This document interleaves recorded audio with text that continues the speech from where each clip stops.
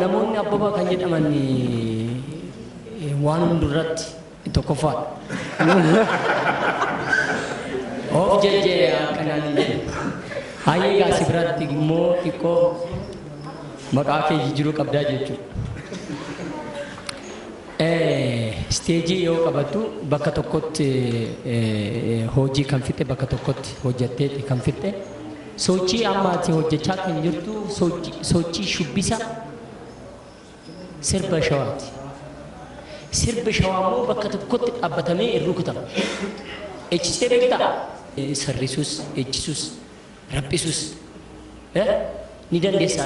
As keessa rukutaan kun as keessa ni jira jechuudha. Rukutaa shawaa waan ta'eef hedduu na agarsiisuu ni dandeessa turte. Hedduu naaf na agarsiisne rukutaan kee tokkodha. Echisa qofaadha na agarsiisaa kan turte. Sarrisa sanis sirriitti naaf na agarsiisne jechuudha. Yoo boru yookiin rukuttaa biraatiin sirriitti inni fidatee kan yaada. Maqaa Abbabaa jiru kan Abbabaa Biqilaanis ni jira. Abbabaa inni kunis ni jira. Cimaadha abbee ati fedhiin kee baay'ee bareeda. Aanatti qabdu baay'ee bareedaadha waan inni. Garuu maa inni bakkuma tokko dhaabbattee waan itti qophooftee siin fakkaattu miti. Kanaaf gara fuulduraatti qaamni keessa immoo shubbisaaf kan kennedha baay'ee.